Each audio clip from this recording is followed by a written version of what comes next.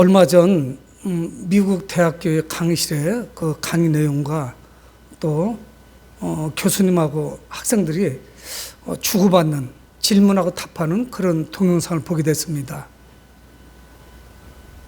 그 학생은 동남아시아 학생이었는데 그 학생 질문의 요지는 그거였습니다. 교수님, 우리나라나 또는 동남아시아에 있는 많은 국가들이 열심히 노력하면은 대한민국 같이 코리아만큼 잘 살 수 있습니까? 중진국이나 후진국에 있는 이 나라들이 열심히 노력하면은 한국만큼 잘 살 수 있고 선진국에 편입할 수 있습니까? 하는 질문이었습니다. 근데 그 교수님의 대답이 아주 명쾌했습니다. 너희들은 대한민국 같이 잘 살 수 없다. 이렇게 이야기하는 것이었습니다. 그들은 매우 좀 서운하고 섭섭한 이야기가 됐을지 모르지만 그러면서 그 교수님은 따라갈 수 없는 이유를 몇 가지 이야기하는 것이었습니다. 첫째는 뭐냐? 대한민국은 비록 일본의 식민지로 있었지만은 그 이전부터 조상 때부터 교육열이 매우 높았다. 근데 너희들은 그렇지 않지 않냐? 그러니까 한국에는 교육열이 높고 이것은 결국은 인적 자원들이 풍부하다는 것을 의미했습니다. 그리고 코리아, 대한민국 사람들은 매우 근면하다. 일을 열심히 한다. 너희들 민족은 그렇지 않지 않냐? 좀 게으르지 않냐? 그러니까 따라갈 수 없다. 이런 이야기를 하는 것이었습니다. 일견 맞는 부분도 있지만 꼭 맞다 보기는 어렵습니다. 우리나라는 교육률이 높은 건 사실이죠. 아이들이 태어나면 2살, 3살 벌써 조금만 자라면은 유치원에 보내고 어린이집에 보내고 초등학교를 거치고 또 중고등학교 그리고 대학까지 나옵니다. 그러고도 취업하기 어려우니까 결국은 더 공부를 많이 하는 이런 학생들도 많죠. 또 이제 이곳에서 공부하는 것이 부족하기 때문에 외국에 유학까지 갑니다. 여러분, 이 모두 이루어지는 일들이 뭡니까? 교육률이 높다. 이렇게만 이야기하고 어렵죠. 결국은 이 많은 교육들이 축적돼서 그의 삶을 바꿀 것이다. 결국은 많은 공부를 한 것이 그래서 그것이 그의 스펙이 되어서 그의 미래를 바꿀 것이다. 장래를 결정하게 될 것이다. 이런 생각을 하게 되는 것입니다. 누구나 그렇지 않겠어요? 결국은 공부하려고 공부를 하는 사람은 없죠. 공부가 좋아서 공부하지 않습니다. 결국 그것은 모두 취업으로 연결이 되죠. 여러분에 속한 사람들은 그런 이야기를 합니다. 대한민국에는 중산층이 없다. 수많은 부모님들이 힘들고 어렵지만 맞벌이 부부를 해서 결국은 자녀들의 교육을 뒷바라지 합니다. 여러분, 초등학교부터 대학까지 또는 그 이상 유치원 때부터 아니면 그 이전에 어린이집부터 하면 거진 20년쯤은 학교 공부를 하는 것이죠. 그리고 30쯤에 취업을 해서 60 정도 되면은 그 직장에서도 은퇴를 하는 이런 모습들을 우리는 얼마든지 볼 수가 있습니다. 그러니까 수많은 사람들이 좋은 학교에 가야 되고 좋은 직장에 취업을 해야 되고 그래야만 가정을 이룰 수 있다 이렇게 생각을 하는데 실상 가장 중요한 것에 대한 준비는 매우 소홀한 것을 알 수가 있습니다. 여러분, 많이 배워서 직장이 좋으면 좋은 가정을 이룰 수 있을까요? 여러분, 결혼의 전제 조건이 좋은 직장만 있으면 좋은 직장을 가진 남편과 좋은 직장을 가진 아내가 만나면 그 가정이 행복할까요? 결코 그렇지 않습니다. 결혼은 그렇게 성립되는 것이 아니죠. 여러분, 우리는 결혼을 통해서 하나의 가정을 이루고 그리고 그 가정을 통해서 자녀들을 낳죠. 그래서 또 그 자녀들이 자라면 또 하나의 가정을 되는데 우리는 계속적으로 반복되는 것이 뭐냐? 많이 배우고 열심히 배워서 좋은 직장을 가지면 행복할 것이라는 그런 아주 단순한 생각을 가지고 있다는 사실입니다. 여러분, 전자 행복한 가정을 이룰 수 있는 그런 투자는 매우 소홀해요. 학교 공부를 위해서는 과외를 하고 학원을 다니고 선생님을 붙이고 여러 가지 할 수 있는 모든 노력을 하고 힘껏 뒷바라지를 합니다. 그러나 그 아이가 자라서 복된 가정을 이루는 그런 결혼 생활을 위한 준비를 하지 못한다는 사실이죠. 여러분, 그런데 성경에서는 어떤 것이 올바른 결혼 관계인지 말씀을 하고 있습니다. 진정 복된 가정은 무엇인지, 그 가정의 질서를 성경 말씀하고 있습니다. 특히 오늘 베드로전서 3장에서 사도 베드로는 아내들과 남편들에게 권면하고 있습니다. 특별히 오늘 성경에 나오는 이 아내들은 믿는 아내들입니다. 베드로는 믿지 않는 사람들한테 지금 권면하는 것이 아닙니다. 믿지 않는 사람들이 기독교적인 방식으로, 기독교적인 어떤 가치에 의해서 결혼 생활을 할 리가 없죠. 중요한 것은 무엇이냐? 믿음의 사람들입니다. 특별히 믿지 않는 남편을 두는 아내들. 여러분, 현재도 마찬가지예요. 2000년 전에도 역시 마찬가지였지만 대부분의 남편들이 교회에 나오는 가정은 아내도 자녀들도 거의 나옵니다. 아내와 자녀들은 교회 안 나오고 남편만 나오는 가정은 그렇게 흔치 않죠. 오히려 역으로 아내만 나오는 가정은 많이 있어요. 그래서 교회는 그 2000년 전에도 그렇고 지금도 역시 남자들보다는 여자 성도들이 좀 많이 있죠. 그래서 많은 여자 성도들이 일꾼으로 이렇게 세워지는 이런 모습을 볼 수가 있습니다. 그래서 이 아내만 혼자 나오는 그런 가정, 그런 아내를 위해서 오늘 권면하고 있습니다. 왜 그러면 그 당시 남편은 어떤 종교 생활을 남편이 결정하지. 그러면 아내는 따라오는 거예요. 그래서 되게 남편이 나오면 부부가 다 나오는 것이고 그건 문제가 될 게 없죠. 중요한 사실은 뭐냐면 남편이 나오지 않고 아내만 나오는 이런 가정, 이런 가정을 어떻게 신앙생활을 할 것인지를 말씀하고 있죠. 그래서 오늘 성경은 뭐라고 말씀하냐면 아내들아 이와 같이 자기 남편에게 순종하라. 순종하라는 걸 말씀하고 있습니다. 여러분 그렇다고 해서 베드로가 주종관계를 말씀하는 건 아니에요. 그 당시에는 아주 혹독하지 않습니까? 주인과 종, 주인과 노예, 주인과 하인, 인권이 어디 있어요? 아무것도 없어요. 하지만 이런 주종관계를 의미하는 건 아니에요. 아내들이 남편에게 순종하라. 진실한 마음으로 남편을 섬겨라. 여기서 순종은 섬김을 말씀하고 있습니다. 그래서 특별히 믿지 않는 남편, 불신자 남편을 둔 아내들에게는 더 중요한 사실이죠. 왜 그러냐면 그 아내의 모든 삶이 그 남편에게 복음을 전할 수 있느냐 없느냐는 아주 결정적인 역할을 하게 됩니다. 그래서 오늘 1절 중반절에 혹 말씀을 순종하지 않는 자라도, 이건 불신자를 이야기하죠. 안 믿는 남편들, 말로 말미암지 않고 그 아내의 행실로 말미암아 구원을 받게 하려 함이라. 그 남편들이 아내의 말이 아니라, 여러분 말은 누가 못합니까? 말은 잘할 수 있어요. 청산유수로 말할 수 있어요. 내가 알고 있는 복음을 얼마든지 전할 수 있습니다. 뭐 거침없이 전할 수가 있어요. 그래서 하나님의 말씀, 진리의 말씀을, 복음을 전할 수 있습니다. 근데 중요한 것은 뭐냐면 아내의 말이 아닌, 그런 유창한 말이 아닌 그 아내의 행실을 통해서 남편이 구원받을 수 있다는 사실이에요. 그러니까 남편은 어떠냐? 아내가 말 잘하고 교회 갔다 온 이야기를 많이 하고 복음을 전해서 교회 나오는 것이 아니라 아내가 행하는 그 모든 행실들을 눈여겨보는 거죠. 아내의 그 모든 언행 심사를 살펴봅니다. 여러분, 본인뿐만이 아니라 다른 사람은 뭔지 알아요. 이 사람이 교회 나가서 변화가 되었는지 아니면 이전과 동일한 것인지. 여러분, 변화되지 아니한 아내가 아무리 복음을 전한들 남편에게 어떤 효과가 있겠습니까? 어떤 영향력을 미칠까요? 어떤 반응을 유도할까요? 오히려 아내가 교회 나가면서 그 이전보다 훨씬 더 쌀쌀맞고 사랑도 식었고 교회 나가기 이전보다 더 분주하게 바깥으로 돌아다니고 남편 밥상 한번 차려주지 않고 뭐 이렇게 된다면 그걸 누가 좋게 보겠습니까? 여러분, 그래서 오늘 중요한 사실은 뭐냐? 이 변화된 아내가 그 삶을 통해서 남편을 변화시킬 수 있다는 이야기예요. 변화된 그 아내가, 그 성도가 남편을 잘 섬긴다면 그 남편이 감동받지 않을까요? 변화가 나타날 겁니다.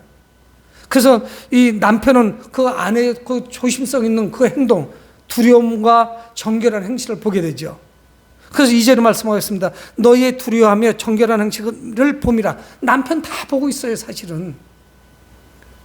남편이 아내가 교회 갔을 때 그냥 놔두는 방치해 두는 것이 아니라 아내가 교회 나갔다 와서 어떤 삶을 살아가는지, 그가 믿기 전과 믿기 이후가 어떤 삶을 살아가는지, 어떤 변화가 나타났는지, 여러분 남편들이 더 잘 알고 있죠.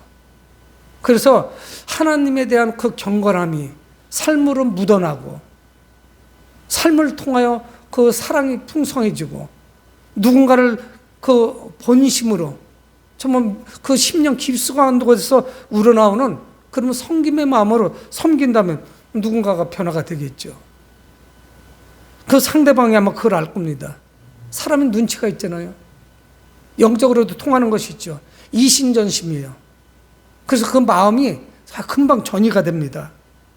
입을 열어서 말하지 않아도 그 아내의 경건함, 그 변화된 삶, 그 여인의 어떤 사랑, 누군가를 섬기려고 하는 마음, 배려하는 마음, 사려 깊은 마음, 이거는 누구든지 금방 느낄 수 있죠. 여러분, 말로 복음이 전달될 것 같으면 누가 말에 신경 안 쓰겠어요.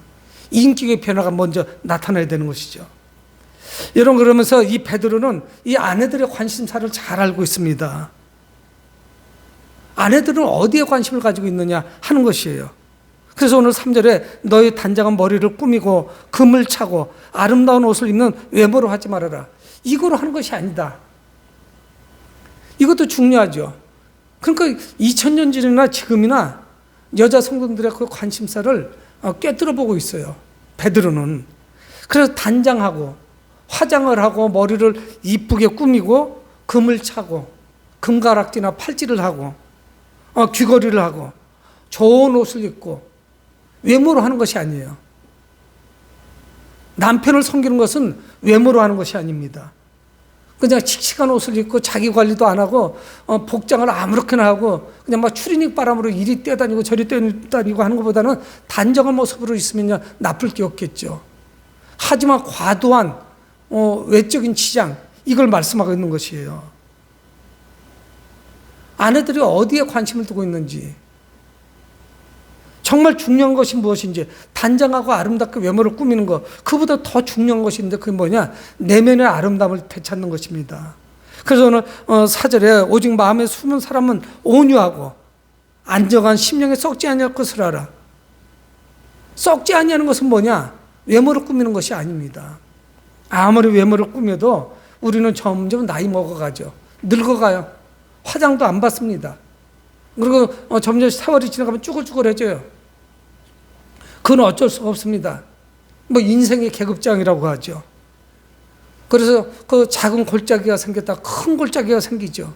주름이 점점 심해집니다. 얼굴의 근육들이 전에는 팽팽했는데 이제 처지죠. 팽팽한 거 찾을 수가 없어요. 그건 오래 갈 수가 없습니다. 그래서 오늘 베드로 사도는 그 내면의 아름다움을 말씀하고 있는 거예요. 마음에 숨은 사람이 되게 하라. 내면에 숨어 있는 그 사람, 외적인 사람이 아니라 내적인 그 사람이 아름다워야 되죠. 그것으로 남편을 섬기고 남편을 사랑하고 가정을 꾸려나가는 것이에요. 여러분, 우리의 말이나 행동에는 그 사람의 내면에 있는 그 성품이 드러나요. 그건 숨길 수가 없습니다. 오랫동안 두고 보면은 그 사람의 그 성품이 적나라하게 드러나죠. 그래서 예수 믿어서 내면이 변화된 그런 삶을 오늘 베드로는 권면하고 있는 것이죠. 여러분, 그렇다고 해서 이 베드로가 아내들에게 일방적인 희생, 일방적으로 어떤 주종관계, 남편만을 섬겨라, 순종하라, 이걸 말씀하는 것은 아닙니다. 이 아내가 믿지 않는 남편을 하나님의 백성으로 교회로 인도하기 위해서 어떻게 되는 것인지를 말씀하고 있죠. 사도 바울도 역시 이런 말씀을 합니다. 고린도전서 7장에서 믿지 않는 남편이라고 해서 갈리지 말라. 이 이야기는 뭐냐면 갈라서지 말라는 이야기를 해요. 왜? 그 믿는 아내로 인해서 그 남편이 믿을 수 있기 때문에 바울도 똑같은 권면을 하고 있습니다. 여러분, 우리는 믿지 않는 남편을 그 아내의 그 순종하는 자세, 내면이 변화된 그 마음을 통해서 그 삶을 통해서 전도할 수가 있는 것이죠. 그래서 우리는 믿는 사람들은 남편뿐이겠어요? 아내도 마찬가지고 역시 누구나 살이 깊은 생각 가운데 그 안에서 우러나오는 그런 사랑이 있어야 됩니다. 배려심 깊은 마음. 그럼 누구나 알죠. 이신전심으로 그 배우자 남편이 금방 알아듣습니다. 여러분, 그렇다고 해서 이 베드로가 그 아내들에게 부탁하는 이 권면이 일방적이지 않습니다. 무리한 것을 요구하지 않아요. 왜 그러면 이와 같은 삶을 산 사람들도 있어요. 구약 성경에. 베드로가 권면하는 것이 이런 삶을 살았던 많은 믿음의 선배들, 그런 아내들이 있었다는 사실이에요.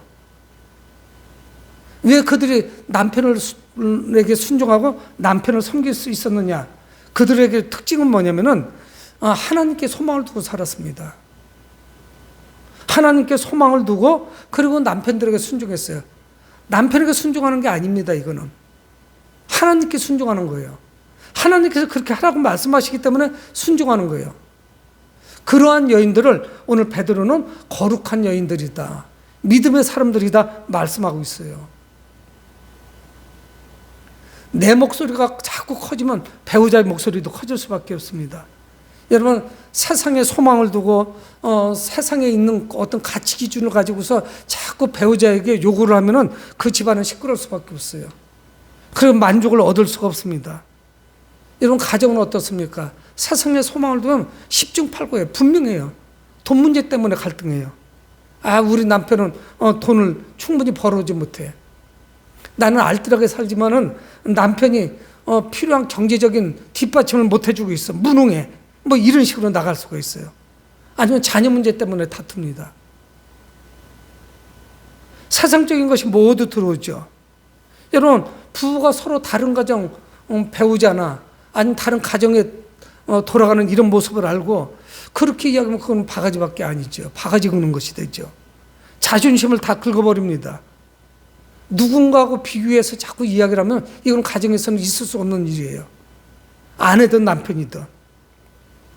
그래서 이 베드로는 이 부부관계에서 가장 모범을 보인 구약 성경의 한 여인을 소개를 하고 있습니다. 이 여인은 누구냐? 믿음의 조상인 아브라함의 아내인 사라에 대해서 말씀을 하고 있습니다. 이들 부부는 어땠나요? 이복 여동생이에요. 근데 부부가 됐습니다. 나이 차가 10살입니다. 하지만 이들은 늘 서로를 신뢰했어요. 갈등이 없었던 적은 늘 없었던 것은 아니었어요. 갈등하던 때도 있었어요.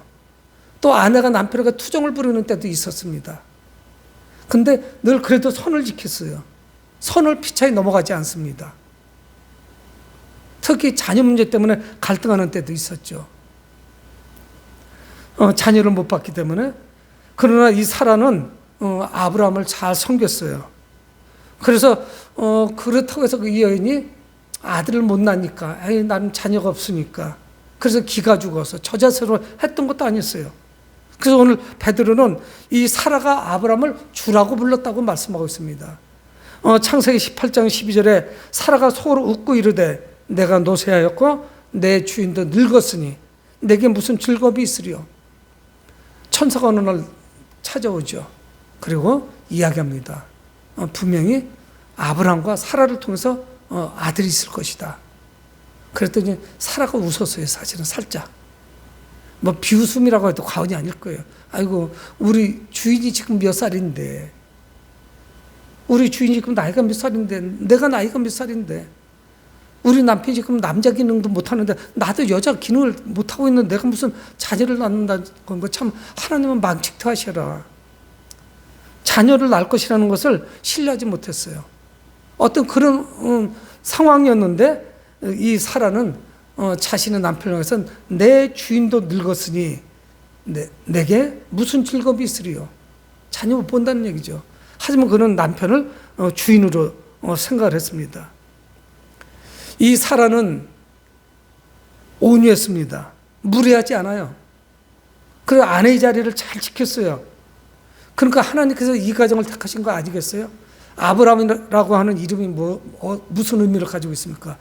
열방의 아버지 아니겠어요? 사라, 열방의 어머니가 되게 부족함이 없죠. 사라는 열국의 어머니예요.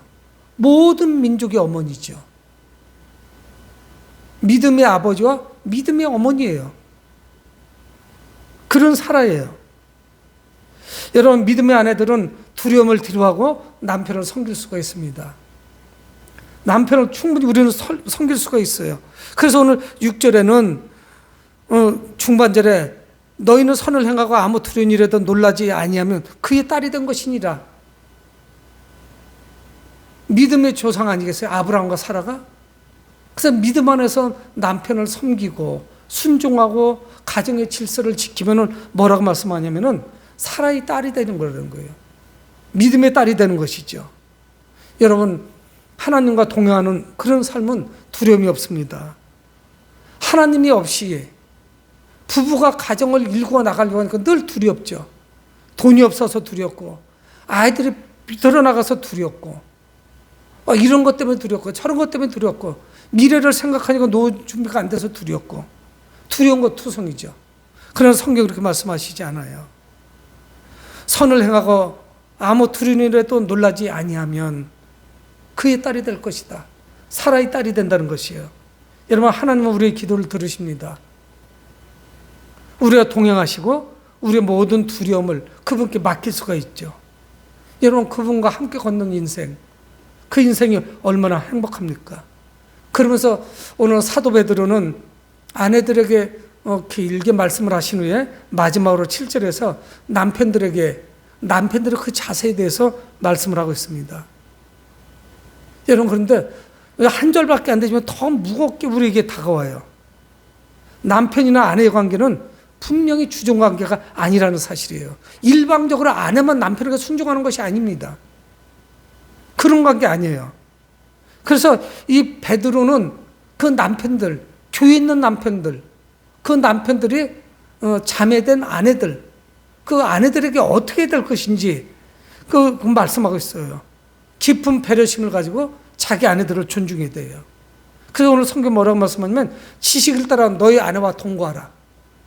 지식을 따라서 아내와 동거라는 거예요. 하나님의 뜻에 따라서, 하나님이 주신 지혜와 지식에 따라서, 말씀에 따라서 아내와 결혼 생활을 하라는 거예요. 단순한 게 아닙니다. 아내는 나의 종이 돼서 나에게 순종하고 나만 섬기면 되고 나는 군림하는 관계, 이런 관계가 아니라는 것을 말씀하고 있는 것이죠. 여러분, 부부는 서로 노력해서 성장해 가는 것입니다. 저도 오래전에 20대에 결혼을 했으니까 지금 20대, 30대가 돼서 지금 좀 결혼이 늦어졌죠. 젊은 사람들 결혼하는 거 보세요. 어른들이 볼 때 그 신랑이나 신부가 다 미숙해요. 연약하기 짝이 없습니다. 우리가 볼 때는 뭐 어린아이들 소꿉장난하는 것 같이 시작을 해요. 저희들도 말할 것도 없죠. 어른들이 보셨을 때. 참으로 많은 부분에서 부족하고 연약하고 경험도 없고 또 뭐 학교 공부만이 아니라 사회 경험도 적고 사람들과의 관계를 어떻게 해나가야 되는지도 많이 미숙하죠. 여러분, 하지만 결혼 생활이 5년이 지나고 10년이 지나고 그 이상이 막 지나면서 같이 성장해 갑니다. 이것이 부부죠. 그래서 남편들은 아내를 귀하게 여겨야 돼요. 그래서 오늘 7절에 이 사도 베드로는 그 아내들을 귀하게 여기라는 말씀하고 있습니다. 왜 아내를 귀하게 여겨야 되냐? 뭐 아이들을 키우고 밥을 해서 나한테 대접을 하고 집안일을 잘하고 있기 때문에 아내들을 귀하게 여기는 것이 아닙니다. 왜 귀하게 여기냐? 연약한 그릇이기 때문에 그래요. 연약한 그릇이라는 이야기는 뭡니까? 쉽게 깨질 수 있다는 사실이에요. 이게 뭐냐면 영적인 거 말씀하는 게 아니에요. 신앙적인 거 이야기하는 거 아닙니다. 남편보다 체력적으로도 떨어지고 모든 것이 연약한 것을 의미해요. 이건 육체적인 거예요. 힘도 떨어지고 또 뭐 장시간 일하는 것도 할 수가 없죠. 근력 자체가 떨어져요. 그래서 깨어지기 쉬운 연약한 그릇이기 때문에 귀하게 여겨라. 자기 생각하면 안 돼요. 남자들 생각으로 하면 안 됩니다. 섬세해요. 예민합니다. 그리고 그 아내들은 누구냐? 생명의 은혜를 함께 이어갈 사람들이에요. 이야기는 무슨 말씀이냐면 천국까지, 내가 이 땅에서 죽는 그날까지 아내는 동반자가 돼서 나와 동행할 사람이에요. 내 영적인 친구입니다. 함부로 대하면 안 돼요.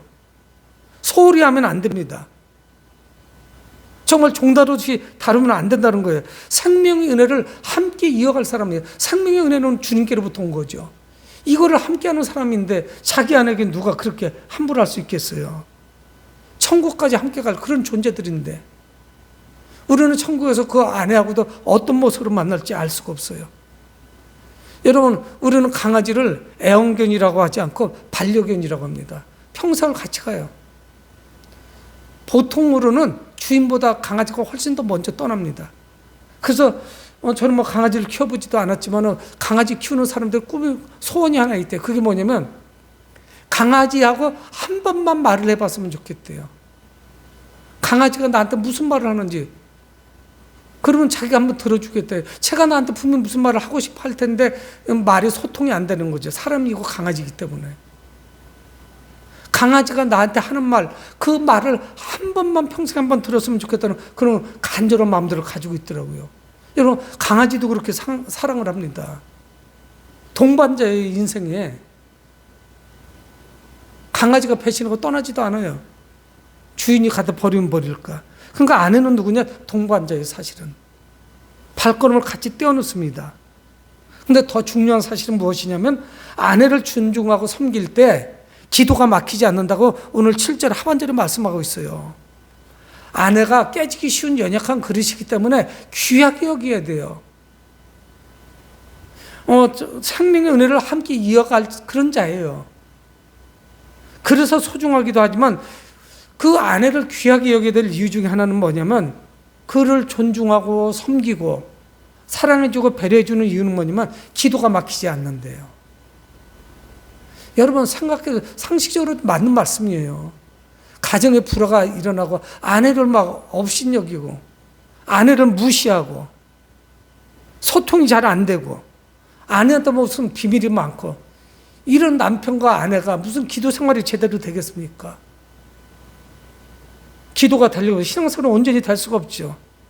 여러분, 기도가 막히지 않는다. 그건 옳으신 말씀이에요.